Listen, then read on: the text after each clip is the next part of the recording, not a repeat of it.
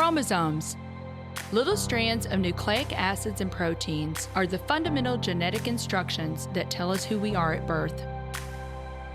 Most people are born with 46 chromosomes, but each year in the United States, about 6,000 people are born with an extra chromosome, making them a person with Down syndrome. If you've ever encountered someone with Down syndrome, you know that they are some of the kindest, most joyful people you will ever meet. They truly have something extra. My name is Lisa Nichols, and I have spent the last 24 years as both the CEO of Technology Partners and as the mother to Allie. Allie has something extra in every sense of the word. I have been blessed to be by her side as she impacts everyone she meets. Through these two important roles as CEO and mother to Allie, I have witnessed countless life lessons that have fundamentally changed the way I look at the world. While you may not have an extra chromosome, every leader has something extra that defines who you are.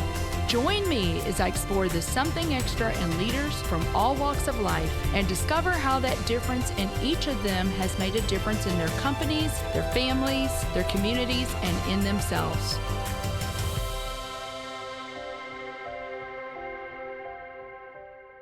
If you like this episode today, please go to Apple Podcasts or wherever you listen and leave us a 5-star rating. I'm thrilled to have Laura Sawyier on the show today. Laura is the founder and CEO at LKS Styling and Consulting. So welcome, Laura, to the Something Extra podcast. I am so delighted to have you on the show today, girl. I am glad to be here. Thank you for having me, Lisa.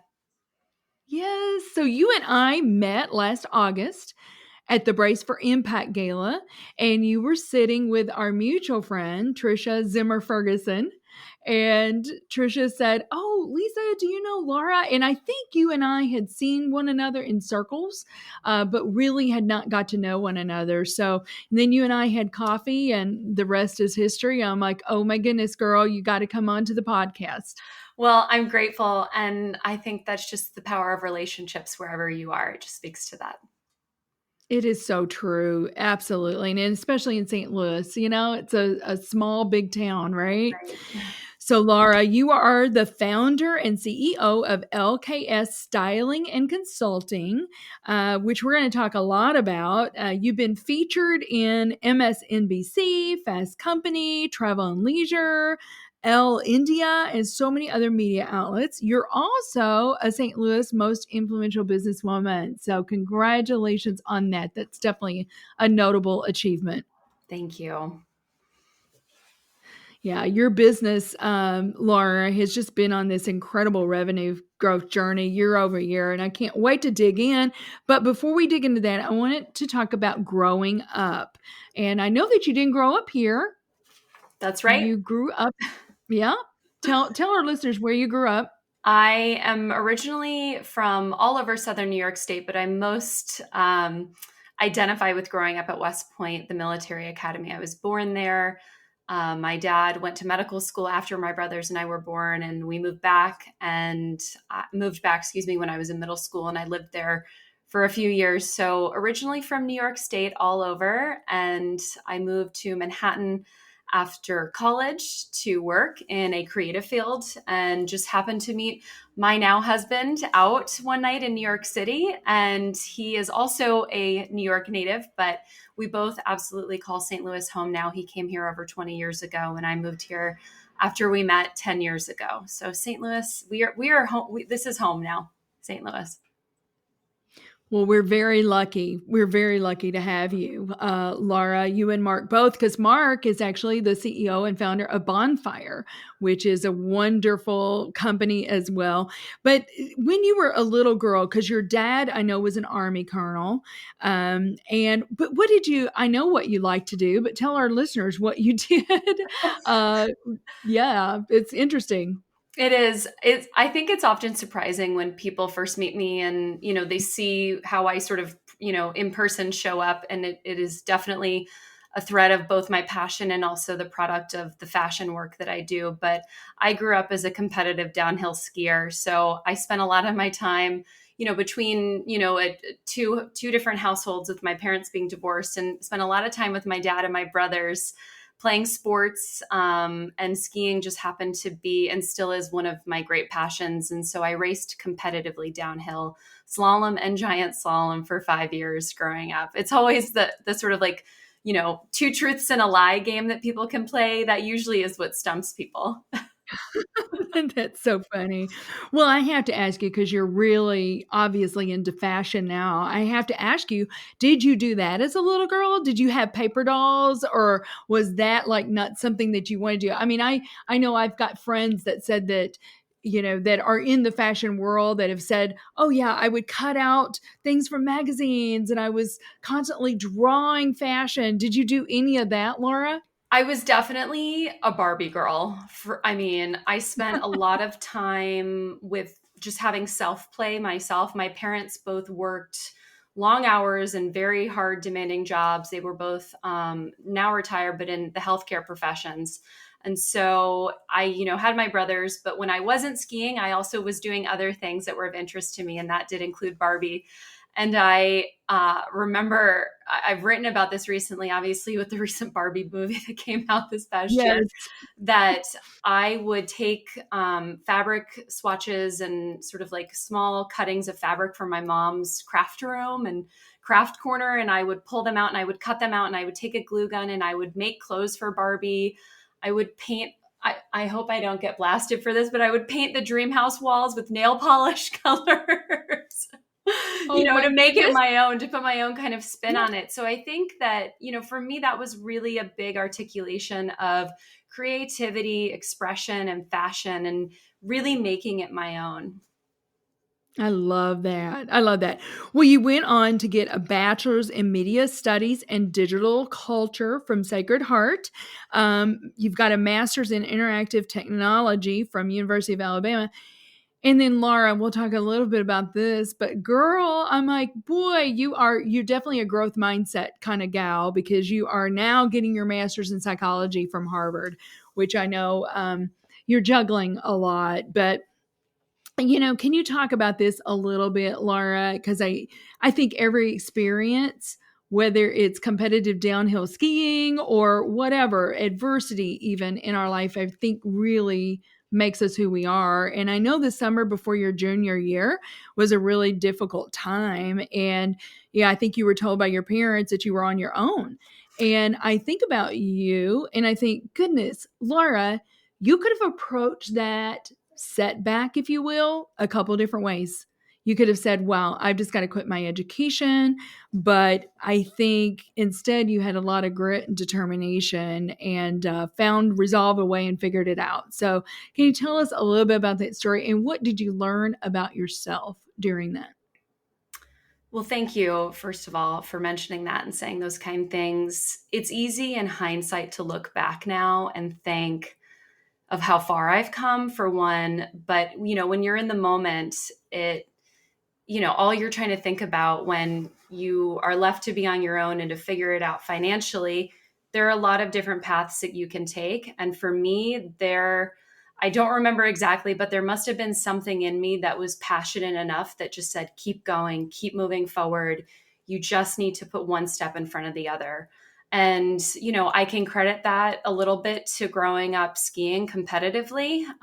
You have falls, you slide on ice, you've got to be able to get up and keep going. And if you have bad falls, you need to be able to recognize that and rest and do what you need to take care of yourself too.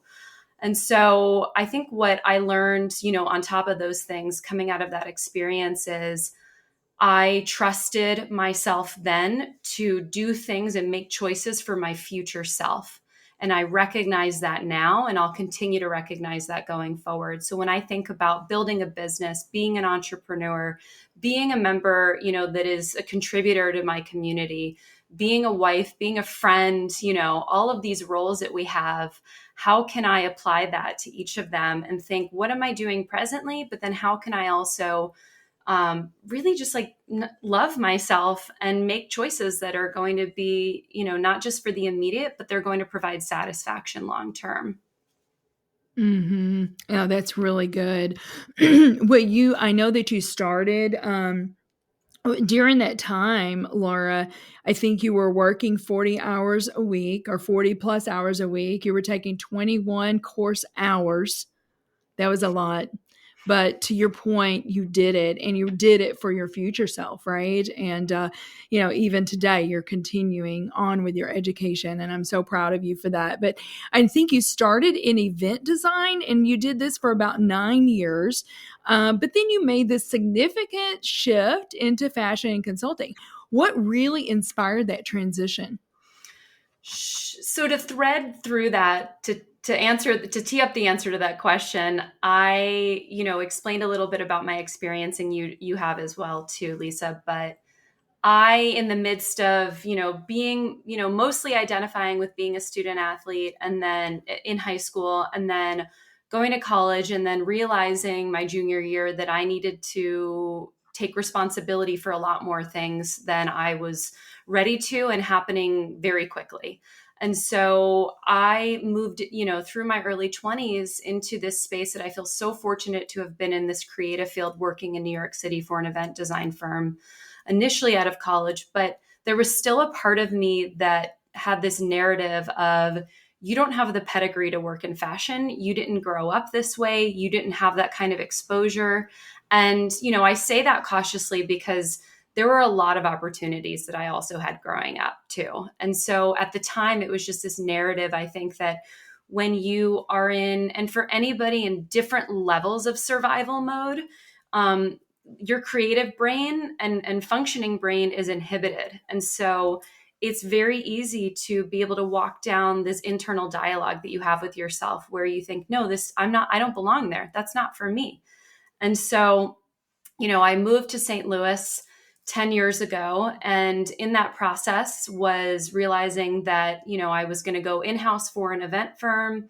I then went and worked internally at a financial services firm.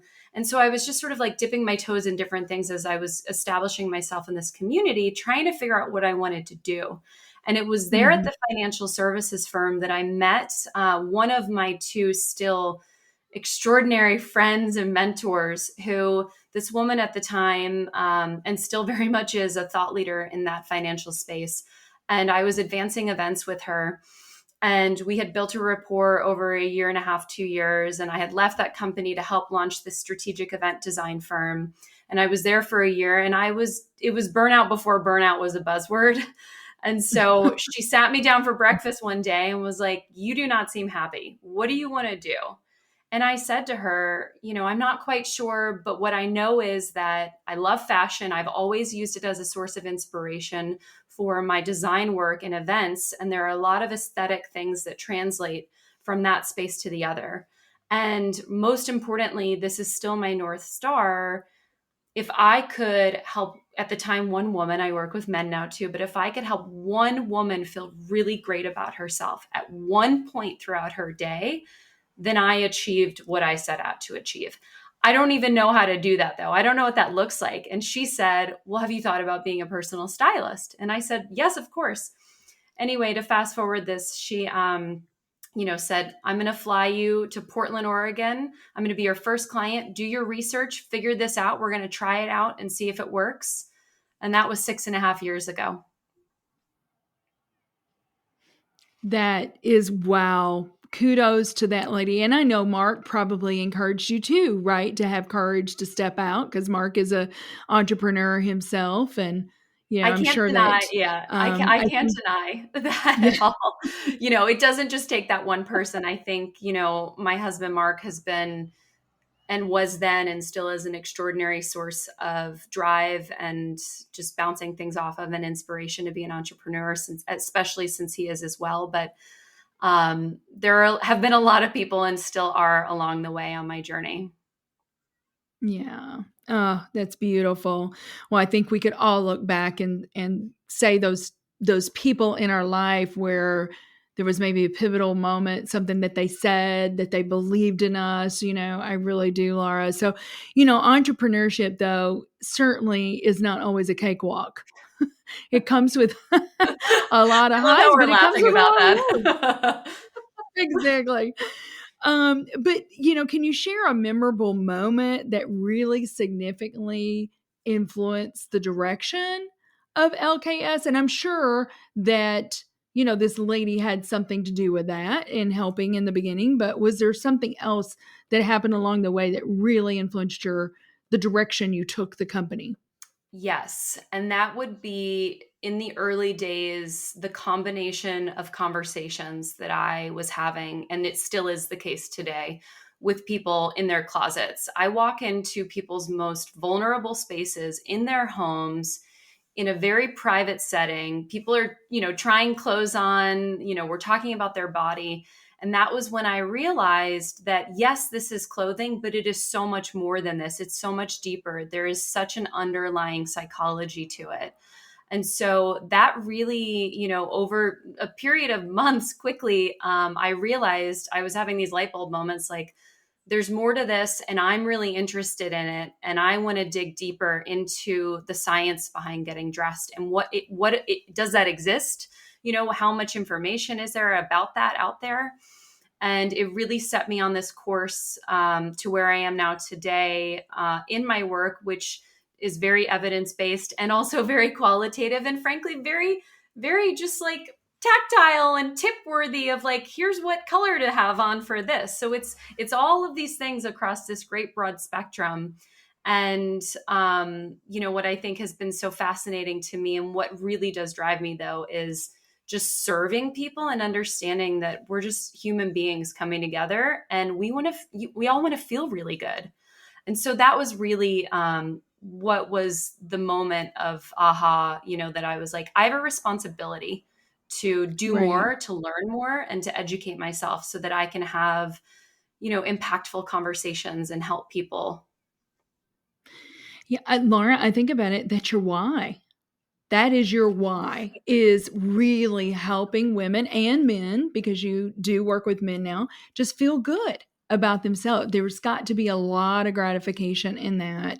So, I do really want to, and then we're going to take a quick break. I do want you to really dig into this applied psychology. But how does and it's interesting to me, and I just now put this together. You're getting a degree in psychology from Harvard now. And so I'm not now putting this all together. She's wanting to go deeper with the psychological aspect of clothing. But, how have you really seen, that playing out with individuals or organizations? Is this the psychological aspect? Self-control is a really big aspect of the psychology of fashion. And what I mean by that is the capacity that an individual has to make effort into all sorts of tasks. So let me paint a picture about this. And um, you wake up in the morning, you are, going to a professional job, whether it's you're walking, to the other room to go to your office, or you're getting in your car and you're driving somewhere, whatever it may be, you have a series of tasks that you have to do from the moment you wake up to the moment you log on to the computer. And so the first thing that, a lot of people will do is brush their teeth. And I liken to getting dressed is like brushing your teeth. It's very monotonous and we all have to do it. Some people enjoy it. Some people don't really enjoy it, but we know at the end of the day, it has to happen. And so the amount of output that goes into having self-control in any kind of decision making in any kind of task is going to operate similar to a muscle in the body does.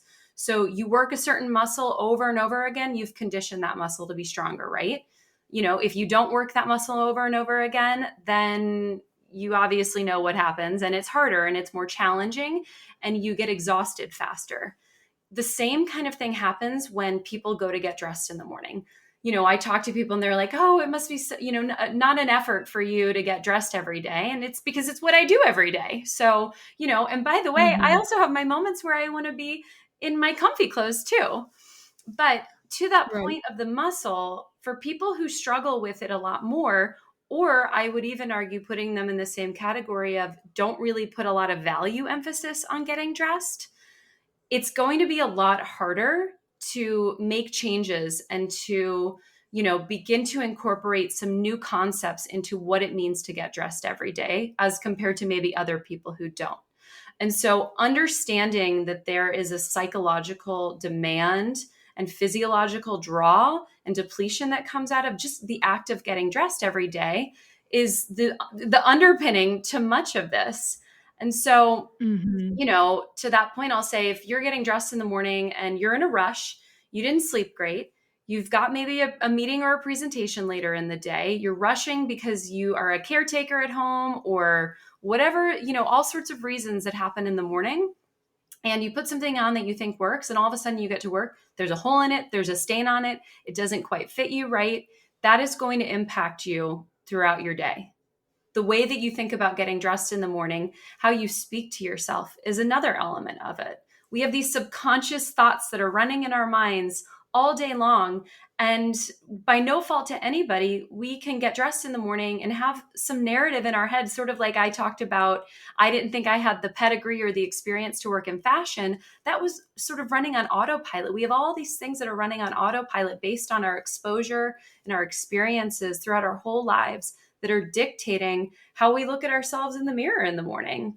So that, among many other reasons, is really why this is such an important aspect of fashion and getting dressed. Yeah, it's an important aspect of fashion and it's fascinating. And so I'm really glad, Laura, that you're taking the time to dig deeper and so that you can help more women and men with this. But we do need to take a quick break and we'll be right back with Laura Sawyier on the Something Extra podcast. Hey there. In a challenging business climate like this, savvy leaders look to technology to find an edge. This can mean the difference between staying ahead of the curve or playing catch-up. It's time to collaborate with the highly skilled experts at Technology Partners. Our team of technologists draws upon decades of experience for your project, with each bringing a passion for solving problems and a track record of success. How can we help you overcome your biggest technology challenges? Visit technologypartners.net to book a free consultation with one of our leaders. So welcome back, everyone, to the Something Extra podcast with my friend, Laura Sawyier. So, Laura, I would love for you to tell our listeners about this. When you told me about the closet in the cloud,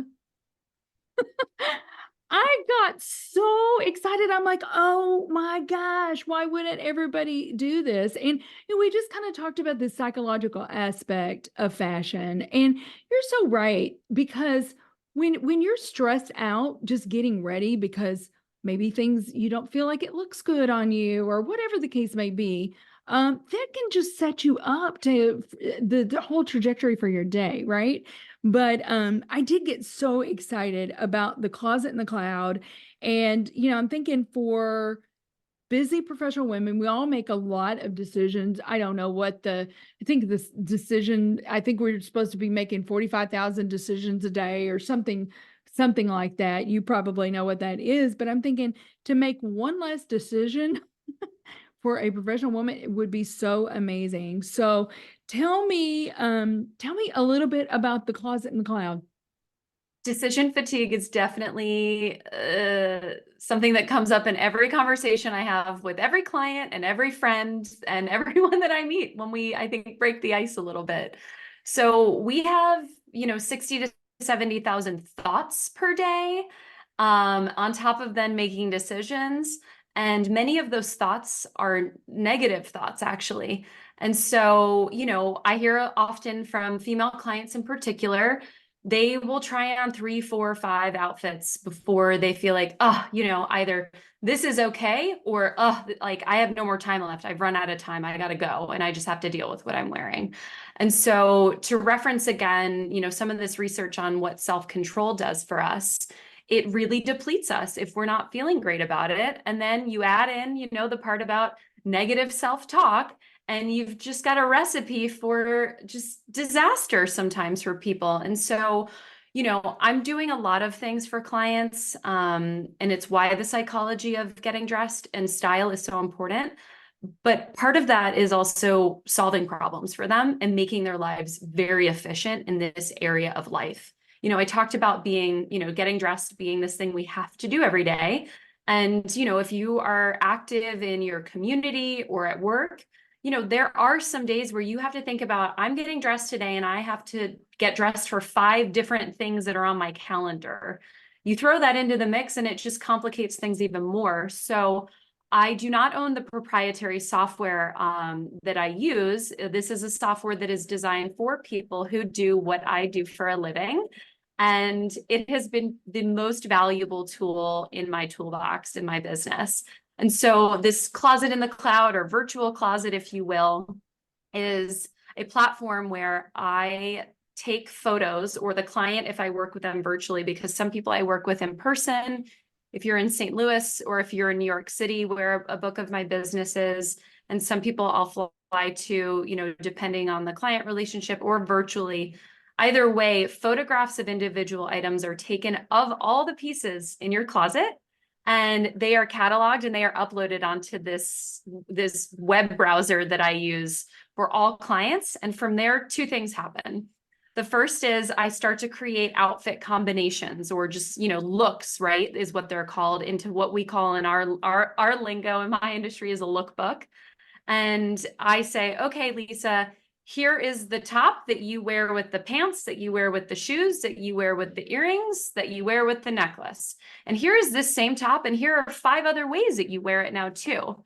So my focus is really on maximizing what is existing for people, which is a common misconception, as a sidebar, that happens in my kind of industry and how people think how I work. Sure, I shop for people, but really it's about finding out how to maximize your wardrobe. And we can do that by having a new perspective, having a creative eye to put looks together, and then to catalog them for you so that you can wake up in the morning and say, oh, this blouse is clean. I want to wear it today. I really like it. These are my meetings. This is sufficient. Here are 5 ways that Laura put it together for me.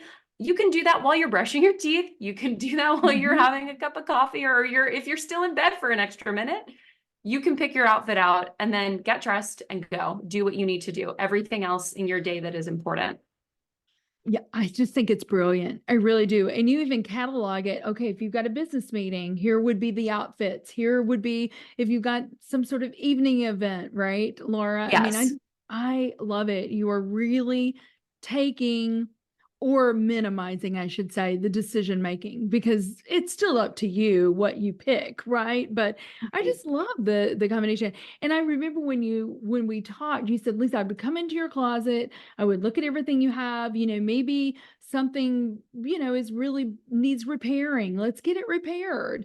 Or maybe it's really something that you're like, Lisa, you really should not be wearing that. That was like 40 years ago or whatever. And so you kind of start with that purging aspect. I think it's brilliant, Laura. I just absolutely love it. So the pandemic brought all kinds of challenges really to our industry, but how did it specifically impact you guys, and what adjustments did you have to make to navigate successfully through the pandemic?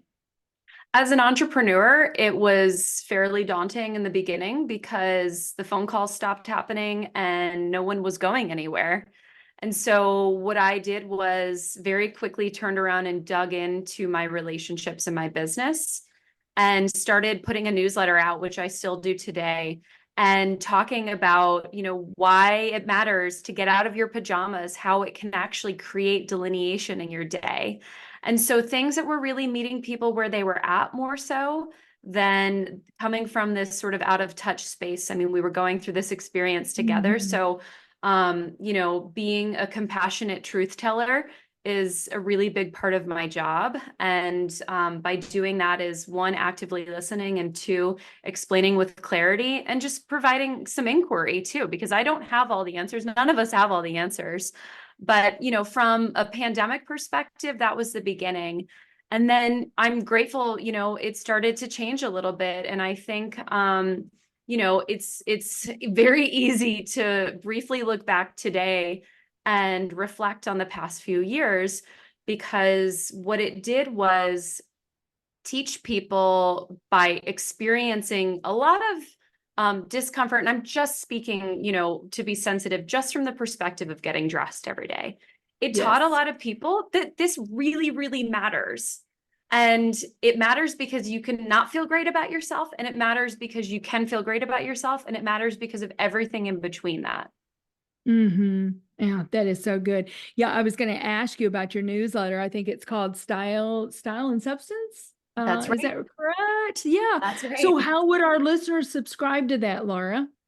They would go to, and I'm sure you can put this in the show notes. It's a Yes, little we bit of will. a mouthful, but it's Okay. the word style and then the word substance dot substack.com. Okay, very good. Well, I hope our listeners will go out and subscribe to that. So I know that you also are doing something called Salon X, where you're inviting female-founded fashion brands in. How has that gone? Tell us more about that. How has St. Louis specifically been responsive to that, kind of strategy that you've got going there? When I launched my business in 2018 and I had come off of doing 10 years of events and I talked about, having burnout before burnout was a thing. Yes. I also, in addition to realizing the common conversations I was having with clients about body and psychology, realized that I wanted and needed to do events to market myself. And so I, coming from, another place into a new community, into a new market, started to learn and realize quickly that within the realm of fashion, first of all, I just want to point out there are extraordinary retailers, extraordinary stores, and extraordinary brands in St. Louis. And I've talked to many of them, and I think that they would perhaps agree with this, which is that, there still isn't, there's this sort of growth challenge of recognition of, fashion in the Midwest. And I don't say that from a criticism perspective by any means, because I am an active participant in that space. But I realized too that there was a demand for more experience by more people as it relates to fashion and shopping and styling. And so I, tapped on existing and then new potential relationships with brands that don't have a physical presence in St. Louis. And I said, come to St. Louis. There are amazing people here. They want to shop. They want to experience your items. They want to test them out. They want to try them on. Just say yes, make it happen. And within that, there's an element of me inviting the founders of these businesses. Thus far, they've all been female owned, and inviting either the founder or the CEO to come and have a salon style conversation with me. And those who choose to come to these events, they've been free events. And we're working on a few for this coming year. And they're just really, they check a lot of boxes. I don't deny that. They check a lot of boxes as a business owner. They check a lot of boxes too as someone who loves fashion and connecting with people. Yeah, I love it because you're supporting other women business owners, like you said, getting the brand, and then it's such a treasure, I think, for the women in St. Louis, Laura, to be introduced to these brands that they might not otherwise be introduced to. So I think you're exactly right. I do think it really does check a lot of boxes for you. So, I'm going to talk a little bit about client success stories. So can you think of one success story where your consulting work really stood out, illustrating the transformational power that the psychological aspect of fashion did for maybe a client of yours? And obviously, you don't have to name names. I definitely won't, because this is a very confidential Yes, business. yes. But I need to think about that for a brief moment, because they could be just the smallest moment with somebody when they put a dress on and they look at themselves in the mirror, and it's something that they thought, oh, I could never wear that before. And I sort of nudge them a bit outside of their comfort zone. And they are like, thank you so much for having me try something new and taking the barriers out of just getting it. And these barriers are like ordering it online, waiting for it to come, finding time to try it on, to not be uncomfortable about it. I mean, these, to your point about making decisions and all these thoughts that we have all day, like these are things that create friction for people if they're not comfortable in it. And so watching somebody put something on their body and all of a sudden their body composition changes, their shoulders go back, they smile, they take a deep breath. It's really an extraordinary act to witness. And it's a privilege to be able to do that in my work. So those moments happen all the time. I love that. Well, and I was just thinking, Laura, as we were talking, who would not want a compassionate truth teller? in their life. Truly, a I sure do. compassionate truth teller. Me too. Because you may put something on and think, oh, this looks really good, but then a compassionate truth teller is going to come along and go, yes, but maybe pair this pair of shoes with it and it will look 100 times better. So I just think it's wonderful what you're doing. So, obviously, like I'd said before, you're a growth mindset person. You're getting your master's right now from Harvard. What are some other ways, Laura, have you found that you can learn and that you can grow as an individual? And obviously that's a big chunk of your time right now, getting through that master's at Harvard. But are there some, certain things that you do like podcasting, getting together with just girlfriends? I mean, I know that your one mentor that helped you, I think you're still friends with her, right? And so what are some of the ways that you learn? Sleep is number one.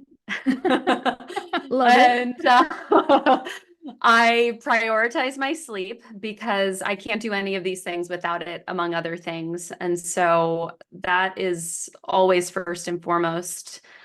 I am such an extrovert and I love going to dinner with my husband. I love hanging out with my friends. I love meeting new people. Look at where that's brought us, Lisa.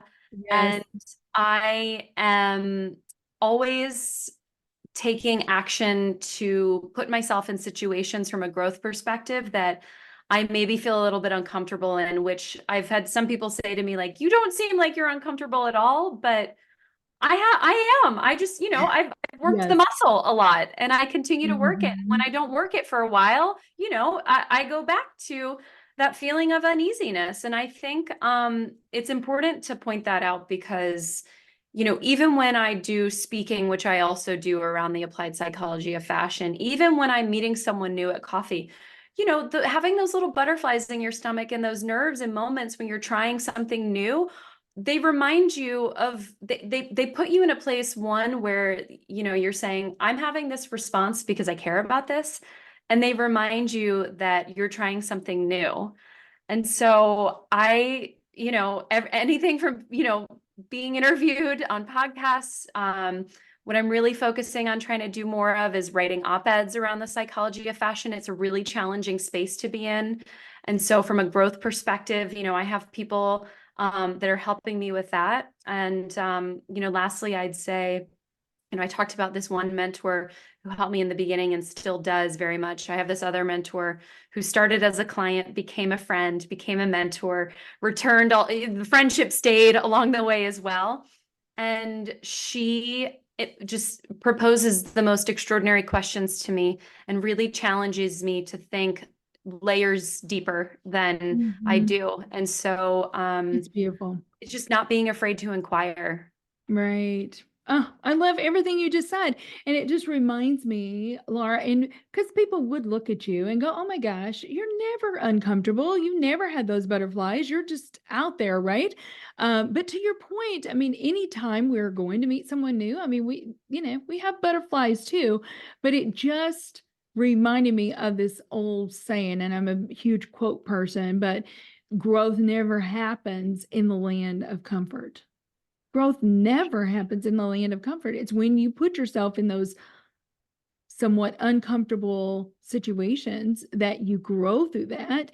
And then it just builds on each other, right, Laura? So, maybe it's the first time for a podcast, being a guest on a podcast, but you do it. And I always say, you're going to do it and you're not going to die. So, This is you true. can't. Also, getting dressed, it's not going to happen. That's a great point as well.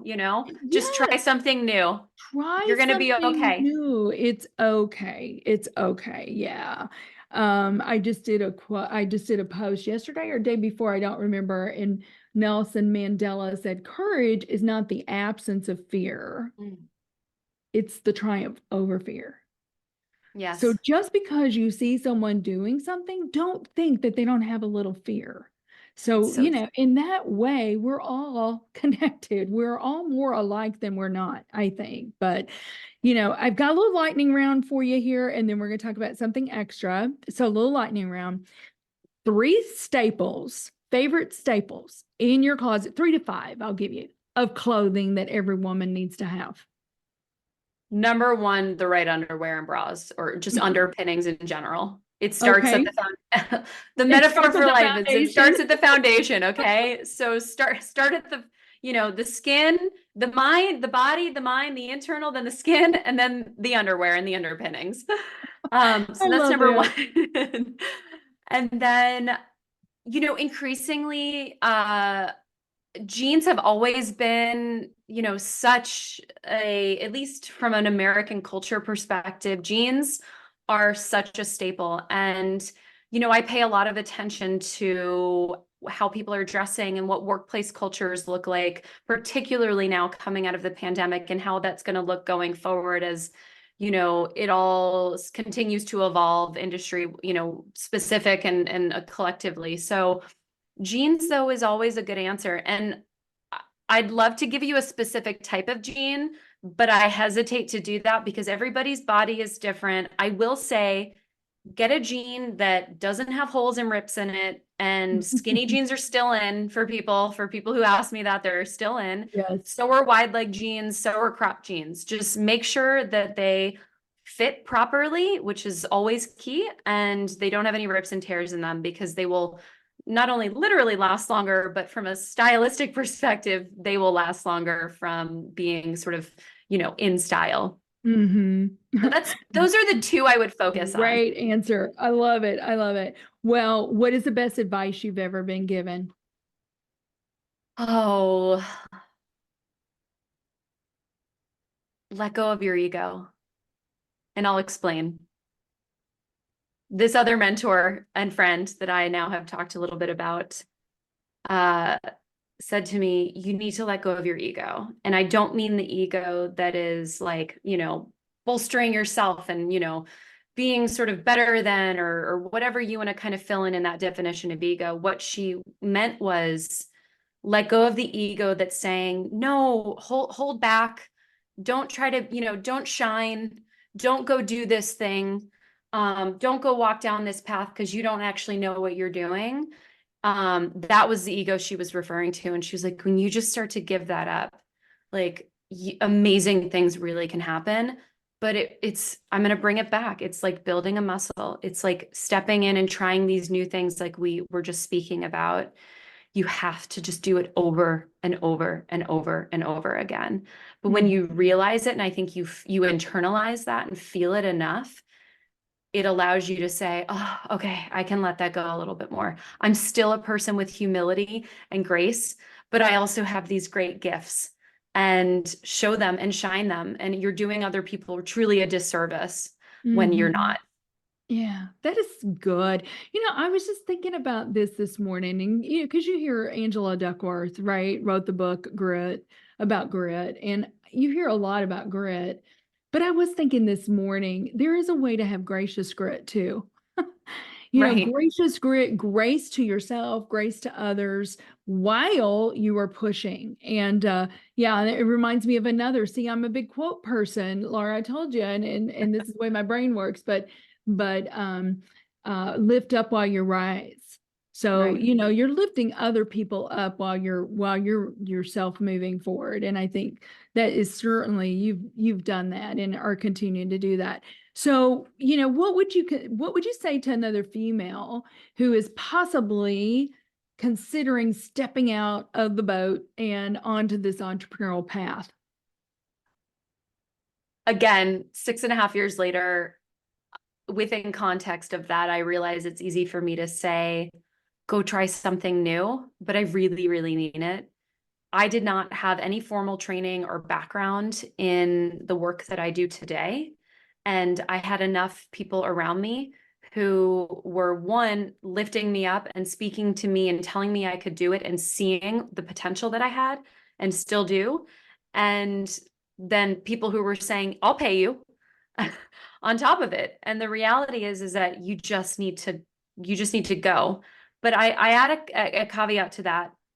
And NYU Stern professor Scott Galloway has talked about this a lot. in the past few years, which is in essence like, people saying, what's your passion?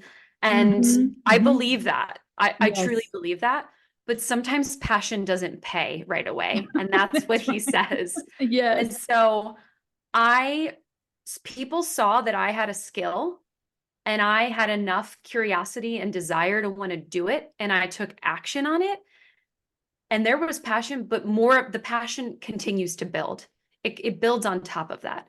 So those are things that I think you need to be able to pay attention to. It's good. Favorite thing you do for fun? And I know that you love hanging out with Mark. That's probably your favorite thing, is just hanging out with them, no matter what you're doing. Everyone is leading really busy, consumed lives. And I love to watch a good sci-fi movie with him. I like sci-fi. He really likes sci-fi. We'll watch it with our cat. I love a good book. I love a good book. So I love that you're pulling out all these quotes, because I'm like, I know what you're talking about. Yes. I've read some of these things. I've read, the book about grit, and I just, for fun, it's non-psychology reading though, because that is fun, but it is also school and it is also work. So I love a good juicy beach read. Yeah, I love that too. Give me a good book and a beach, and I am a happy camper. I'm a happy camper. One more question, then I'm going to ask you about something extra. What's your BHAG right now for LKS? Do you have a BHAG, a big, hairy, audacious goal? I love that acronym. I've never heard that before. I was like, I hope you're going to tell me what that means. So thank you.